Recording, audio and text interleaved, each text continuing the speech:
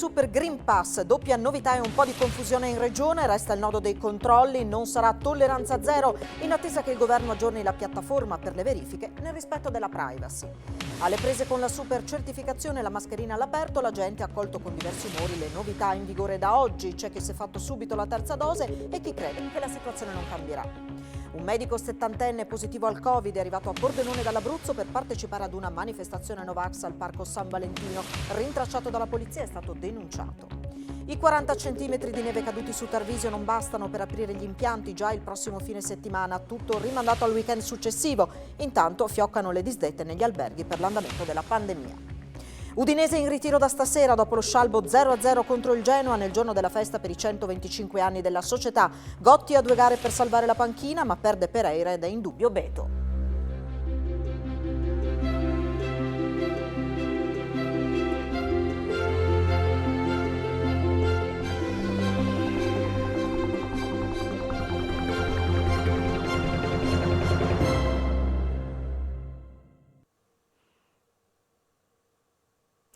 A tutti voi buonasera e ben trovati a questa edizione del telegiornale di Telefriuli che apriamo parlando della novità che riguarda il Friuli Venezia Giulia, una doppia novità. Da oggi infatti la nostra regione è entrata in zona gialla e da oggi si applica il Super Green Pass con una settimana di anticipo rispetto a quanto accadrà nel resto del paese. Una doppia novità che rischia di generare un po' di confusione tra i cittadini, oltre che tra chi deve occuparsi dei controlli. Resta proprio questo nodo relativo alle verifiche sul territorio. Questa mattina intanto moltissimi cittadini sono usciti di casa senza indossare la mascherina nonostante l'obbligo di portarla all'aperto previsto appunto per chi è in zona gialla. Già a metà giornata però la situazione è cambiata. Per quanto riguarda la certificazione verde rafforzata, chiesta e ottenuta dal Presidente della Regione Fedriga, è necessaria da oggi per accedere a spettacoli, eventi sportivi, ristorazioni al chiuso, feste, discoteche, cerimonie pubbliche, teatri e palasport, grazie proprio al Super Green Pass, possono mantenere la capienza fissata per la zona gialla. Con il Green Pass di base, ottenuto attraverso il tampone negativo, si può andare al lavoro, in palestra, in piscina, negli impianti sciistici, nei musei, si può accedere alle mense e agli hotel.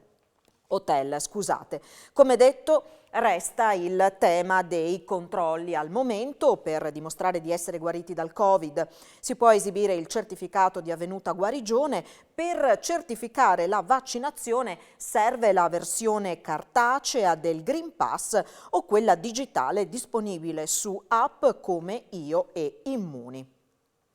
E proprio sul nodo dei controlli è intervenuto questa mattina l'assessore regionale alla sicurezza Pierpaolo Roberti, che ha parlato dopo la riunione del Comitato per la Sicurezza questa mattina a Trieste. Non sarà tolleranza zero, ha fatto sapere l'assessore Roberti, in attesa che il governo aggiorni la app per la verifica del Super Green Pass, questo ovviamente nel rispetto della privacy.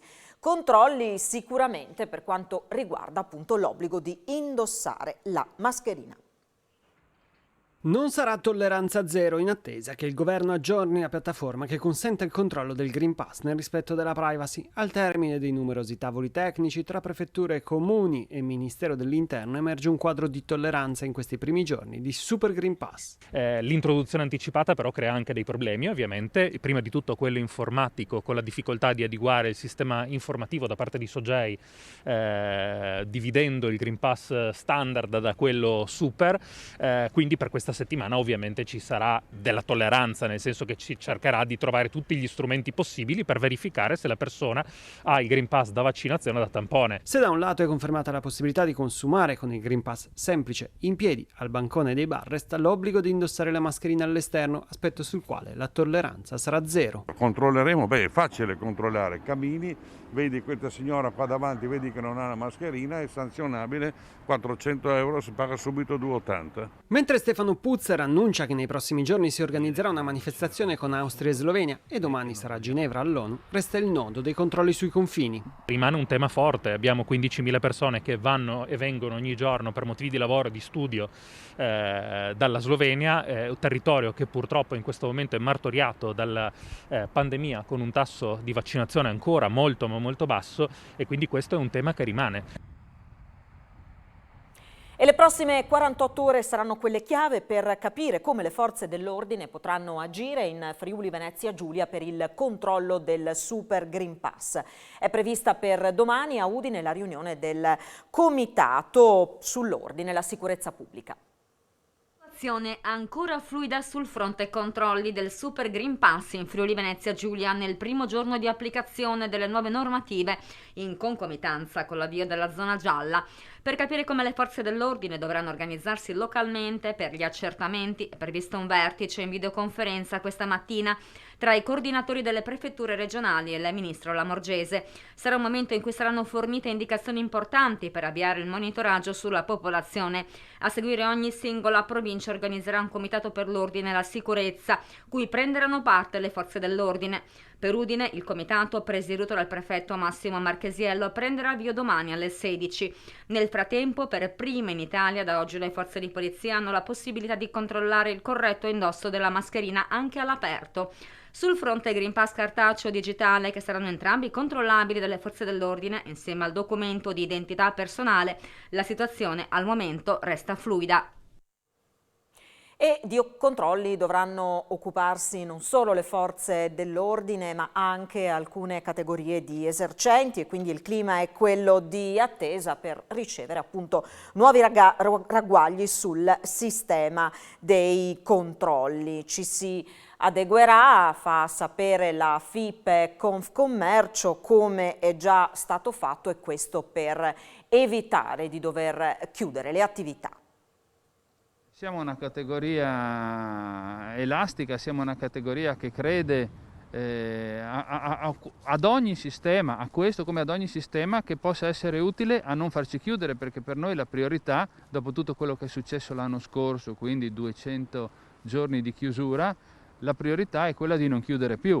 Quindi ci adegueremo. Il clima qual è? Il clima è un clima un po' di attesa per capire nel dettaglio come operare. Controlleremo per il momento con più attenzione i Green Pass che sono in possesso dei nostri clienti, nell'attesa che ci venga fornito un Green Pass più facilmente distinguibile tra chi ha la vaccinazione o è guarito dal Covid e chi invece fa il semplice tampone, che quindi lo può usare solo per motivi lavorativi. Ci tengo a sottolineare che ancor di più andare in un pubblico esercizio, in un bar, in un ristorante, anche con questo sistema significherà andare in un luogo sicuro.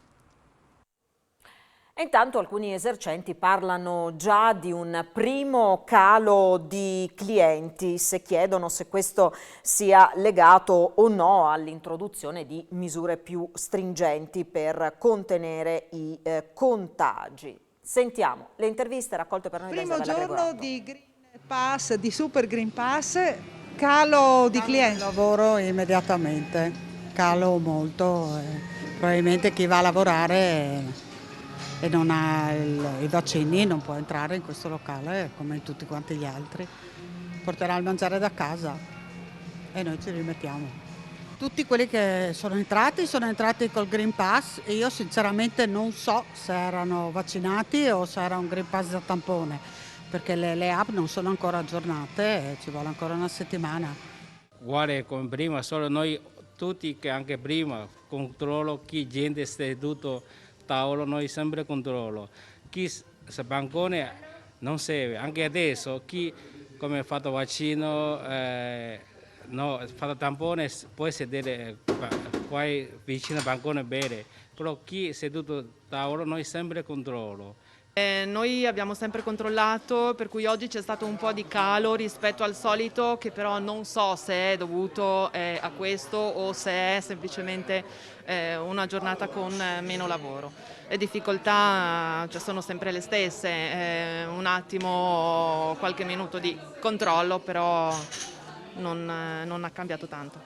Se fosse tutto chiaro non c'è nessun problema. Il disagio è che devi mettere una persona a verificare, a fare, e questo è il problema, ecco.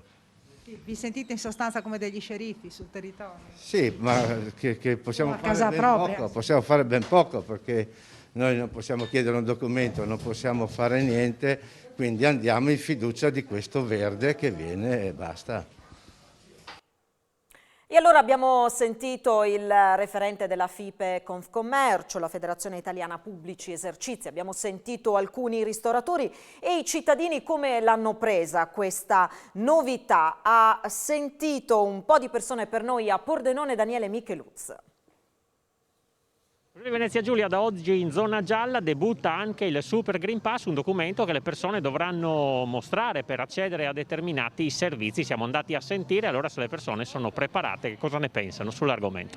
In questo momento io so che la mascherina me la devo tenere, ho il Green Pass, posso andare teoricamente dove voglio, però è chiaro che sono vaccinato non è che mi preserva da eventuali infezioni ulteriori e quant'altro. Favorevole del Super Green Pass? Non penso che vada proprio questo ad influire proprio sul discorso poi dell'aumento dei casi. Mascherina all'aperto, fortuna che fa freddo così almeno si tiene coperti. Non è cambiato niente per me, io ce l'avevo prima, ce l'ho anche adesso, insomma sono d'accordo. Siamo in un bar a Pordenone, com'è andata? C'è stata poca gente oggi perché tanti pensavano che senza Green Pass non si potesse neanche consumare al banco, consumare fuori. Quelli che si sono accomodati ai tavoli erano provvisti e non tutti col cartaceo. Abbiamo riscontrato che l'app non è aggiornata, quindi non ci consentiva di verificare l'effettiva validità del Green Pass e poi c'è stato meno lavoro. Bisogna certamente fare delle differenze, delle distinzioni, perché comunque bisogna premiare insomma chi si è vaccinato, chi ha scelto di farlo, anche magari non essendo del tutto convinto, ma credendo in quello che in fondo ci è stato detto, no? Dovrò andare a teatro, allora lì lo chiedono. Ce l'ha pronto, l'ha stampato? Qua ce l'ho cartaceo. Ho colto il tutto facendo la terza dose mezz'ora fa alla Cittadella della Salute. Certificazione adesso sempre in tasca, pronta? Eccola. Come diceva Verdone, la posso usare, io la posso usare, c'ho questa. Umori diversi dunque tra i cittadini. Sono 6 nelle ultime 24 ore le persone morte con Covid in Friuli Venezia Giulia, un 88enne, un 83enne di Trieste, una 95enne di Udine, una 89enne di Gorizia, un 78enne di Chionse e una donna di 75 anni di Pordenone. I pazienti ricoverati in terapia intensiva scendono, sono attualmente 25, mentre aumentano quelli accolti in altri reparti, 291 in tutto, 181 i nuovi casi emersi.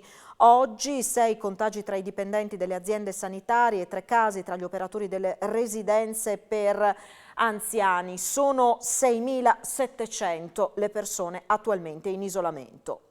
E il virus continua a propagarsi in regione, in particolare nel capoluogo del Friuli Venezia Giulia. A rivelarlo è la cartina tornasole cosiddetta aggiornata dalla Protezione Civile che mostra l'andamento del SARS-CoV-2 in Friuli Venezia Giulia. Rispetto a 14 giorni fa, Trieste conta 100 casi in più, raggiungendo quasi 2000 contagi totali. Le infezioni presenti attualmente a Udine, Pordenone e Gorizia, se sommate, arrivano ad un terzo rispetto a quelle del solo capoluogo giuliano. Nelle ultime 2 settimane i contagi sono cresciuti anche negli altri capoluoghi regionali, ad eccezione di Udine, che vede una lieve inversione di tendenza con una diminuzione di 6 unità. Oggi gli udinesi contagiati sono 229.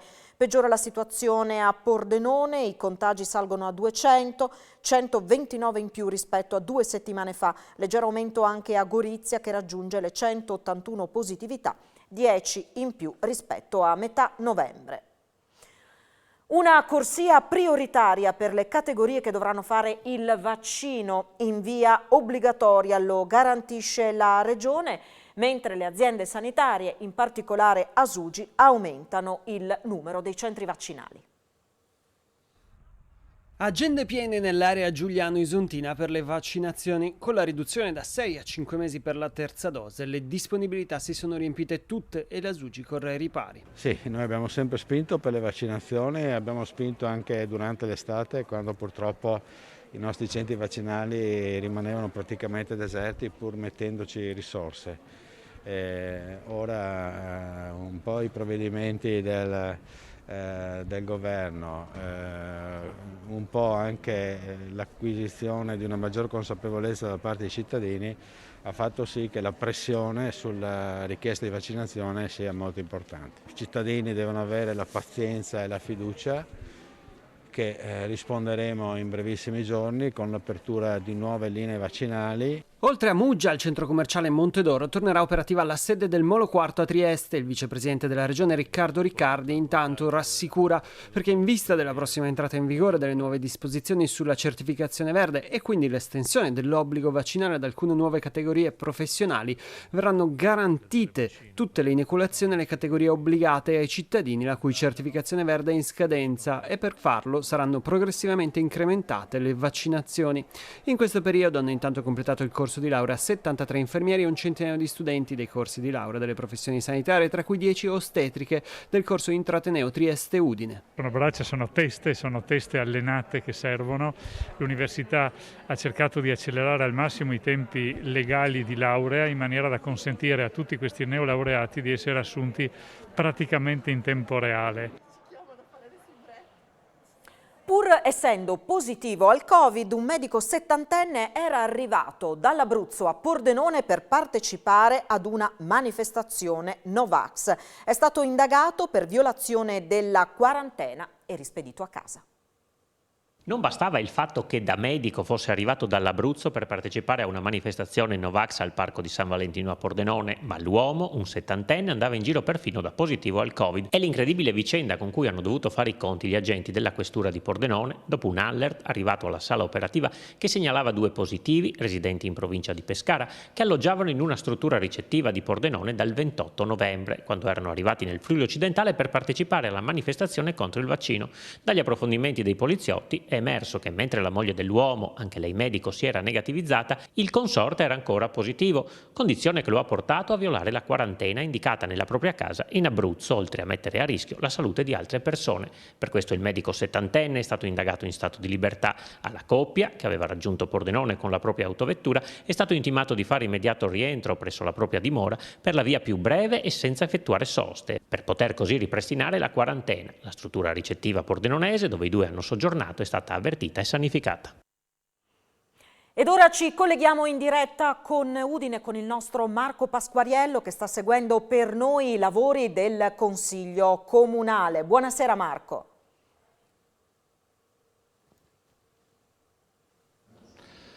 Sì, buonasera da Palazzo d'Aronco, buonasera dall'esterno di Sala Iaccia. Alle mie spalle si sta svolgendo appunto il Consiglio Comunale chiamato a votare sulla riforma, sulla modifica del punto 9 dello Statuto del Consiglio Comunale, appunto con l'inserimento di questa parola, la parola matrimonio, che tanto ha fatto discutere nella scorsa settimana, appunto perché non è presente in questo momento all'interno del punto 9 dello Statuto, che è quello che definisce la famiglia secondo il Comune di Udine. In questo momento la parola matrimonio non è presente, invece la proposta della maggioranza è quella di aggiungere, appunto, di definire la famiglia in quanto incentrata sul matrimonio tra uomo e donna. Grandi proteste chiaramente da parte delle opposizioni. In questo momento, vedete dalle immagini del nostro Paolo Bassi, ancora non si è votato sul punto, sono in corso le interrogazioni da parte dei consiglieri per alcuni punti a cui la Giunta sta rispondendo. Al termine delle interrogazioni si andrà alla votazione di questo punto 9. Nelle scorse ore il consigliere Bertossi ha tentato un avvicinamento nei confronti della Giunta tentando di modificare questo punto e il sindaco ha risposto positivamente cercando grandi intese, ampia maggioranza appunto per arrivare alla modifica di questo statuto. Intanto fuori dal palazzo, nell'ospedale vecchio, c'è stata una manifestazione di quasi 200 persone per manifestare contro questa modifica. La consigliera Rosso che era presente a questa manifestazione, ha portato un documento firmato dai 200 partecipanti per manifestare appunto la contrarietà dei partecipanti a questa manifestazione, a questa decisione del Consiglio Comunale. Chiaramente ci collegheremo più avanti se la votazione sarà effettuata nel corso di questo telegiornale. Per il momento restituisco la linea. Grazie a Marco Pasquariello. Proseguiamo con la cronaca. Uno studente di 14 anni è stato investito nel primo pomeriggio di oggi attorno alle 13 di fronte all'Istituto Marinelli in via Leonardo da Vinci a Udine. Subito soccorso dall'equipaggio di un'ambulanza, è stato trasportato in ospedale. Fortunatamente ha riportato lesioni non gravi. Sul posto i carabinieri. Una persona invece è rimasta seriamente ferita questa mattina lungo la ex provinciale 19 a Grado. Il conducente di una vettura che stava percorrendo l'arteria ha perso il controllo, l'auto è finita cappottata in un canale a bordo strada. Sul posto carabinieri, vigili del fuoco e sanitari. La persona è stata estratta dall'abitacolo e portata in ospedale. 5 auto coinvolte, una persona ferita in maniera lieve. Il bilancio di un incidente accaduto questa mattina lungo la A28 a Pordenone in carreggiata nord in direzione Conegliano. Si sono verificati disagi al traffico in seguito al sinistro. Aveva comprato in una gioielleria di Pagnacco monili in oro, alcuni dei quali sono risultati rubati. Un uomo di Povoletto è stato condannato per ricettazione dal Tribunale di Udine. La titolare del negozio ha patteggiato. Acquistò gioielli, in parte rubati, in una gioielleria di Pagnacco, condannato a 2 anni e 4 mesi di reclusione. È la pena comminata nei giorni scorsi dal Tribunale di Udine a Roberto Metto, 58 anni di Povoletto, sotto processo per ricettazione. La titolare del negozio, la 72enne Maria Teresa Chiuselli, accusata di attività di compro-oro senza iscrizione all'apposito registro e di ricettazione, ha invece patteggiato 1 anno e 8 mesi di reclusione, pena sospesa. Nel febbraio del 2020, in 2 riprese, l'uomo comperò in contanti nella gioielleria Oro Pagnacco diversi monili d'oro, per un totale di quasi 23.000 euro. Dalle indagini, però, è risultato che l'attività aveva acquistato da terzi preziosi senza essere iscritta al registro dei compro-oro e che alcuni di questi oggetti erano il provento di 3 furti in abitazione messi a segno pochi giorni prima da persone di etnia nomade. Il mio assistito, spiega il difensore di Ometto, l'avvocato comasco Ilvo Tolu, comprò nella gioielleria a prezzo di mercato i gioielli pagandoli in nero, ma ciò non significa che sapesse che fossero stati oggetto di furto. La sentenza ci ha meravigliato, conclude, e l'intenzione di ricorrere in appello. Le abbondanti nevicate nella notte hanno causato diversi disagi nel comune di Drenchia, dove sono caduti fino a 70 centimetri di neve. Abbiamo attivato subito l'operatore per la pulizia delle strade, le squadre dell'Enel e quelle di FVG Strade, fa sapere il sindaco Francesco Romanut. La neve pesante ha fatto schiantare sulla viabilità principale su alcune strade minori oltre 20 piante e grosse rami che sono poi state rimossi nel corso della mattinata. Enel ha trasportato sul posto 3 gruppi elettrogeni per utenze disalimentate. Numerose utenze di telefonia restano ancora da ripristinare. E i 30-40 centimetri di neve caduti su Tarvisio non basteranno ad aprire gli impianti sciistici questo fine settimana. Le valutazioni sono rimandate al prossimo weekend. A fioccare invece sono le disdette negli alberghi a causa dell'evoluzione di questa pandemia. Se da una parte i 30-40 centimetri di neve caduta a Tarvisio nelle ultime ore sono di buon auspicio per la stagione invernale, l'andamento della pandemia e l'introduzione di regole più restrittive per contenerla hanno indotto diversi turisti a disdire le prenotazioni per questo periodo. Per le vie di Tarvisio siamo abituati a vedere girare austriaci e sloveni, spiega Diego Bellotto, presidente mandamentale di Confcommercio, ma in questi giorni a causa della situazione nei rispettivi paesi sono scomparsi quasi del tutto e nei ristoranti stanno saltando anche le cene aziendali. C'è comunque la speranza che le restrizioni del momento salvino il periodo delle festività, continua Bellotto, sottolineando che dal punto di vista delle prenotazioni per il periodo qualcosa si sta muovendo. Intanto per questo fine settimana cominceranno a funzionare solo gli impianti di Sella Nevea, dove le basse temperature consentono la preparazione delle piste. Nelle altre zone del Tarvisiano invece gli impianti dovrebbero essere aperti a partire dalla prossima settimana. Per il secondo anno consecutivo Tarvisio non potrà rivivere la magia dei Krampus. L'evento si svolgerà in forma ridotta con qualche uscita fra le case. Tagliamo qualcosa oggi che non è alta stagione, conclude Bellotto, con l'auspicio che per le festività la situazione migliori. Ancora cronaca, 12.000 pezzi di minuterie per ferramenta e accessori per avvolgibili con falso marchio Made in Italy di produzione e provenienza bosniaca sono stati sequestrati dai funzionari dell'Agenzia delle Dogane di Gorizia. Il carico, rinvenuto in un mezzo in ingresso in regione destinato ad una società della provincia di Vicenza, è stato sequestrato. Hanno rimosso gli estintori installati nel posteggio coperto del centro commerciale Città Fiera a Martignacco e poi li hanno utilizzati per spruzzare il contenuto sulle vetture in transito. A dare l'allarme è stato un passante che ha notato la scena e la presenza di alcuni giovani. Sono in corso gli accertamenti per risalire alla loro identità. Sul posto sono intervenuti i carabinieri di Remanzacco.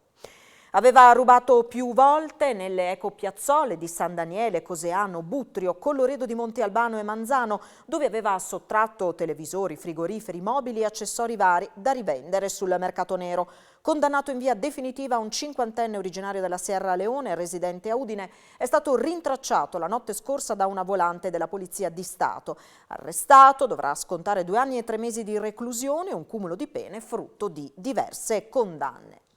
Ladri in azione nelle prime ore di oggi nello store di casalinghi e abbigliamento China Maze di Fiumicello, Villa Vicentina. I ladri hanno forzato la porta d'ingresso, sono entrati nel negozio e hanno rubato la cassetta dove viene conservato il contante. Scattato l'allarme, sul posto sono intervenuti i carabinieri assieme ai titolari del punto vendita.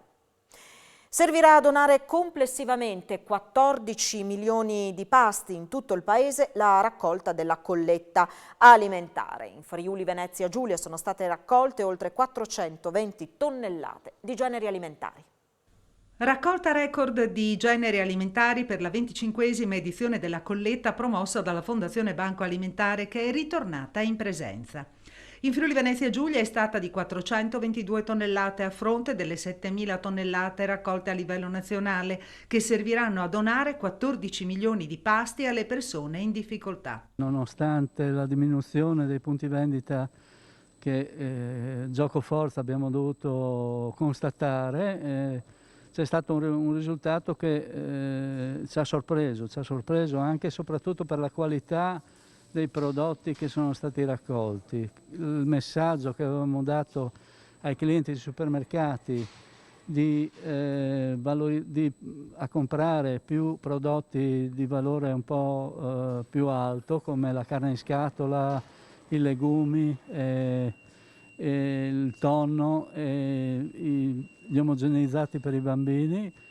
Il risultato è stato raggiunto. La raccolta comunque continua fino al 10 dicembre facendo acquisti usando le piattaforme online. L'Udinese in ritiro da stasera dopo lo scialbo 0-0 rimediato contro il Genoa. A questo punto Mister Gotti ha 2 partite per salvare la panchina, ma perde nel frattempo Pereira ed è in dubbio Beto. Se ne parla tra poco a Sport FVG, spazio anche al Pordenone che domani affronta l'Alessandria, al weekend dei dilettanti e alla ginnastica con l'argento tricolore dell'atleta dell'ASU Tara Dragas. E dopo Sport FVG, appuntamento con le previsioni del tempo a cura del nostro Antonino Renda. Grazie per averci seguito, buon proseguimento di serata, arrivederci.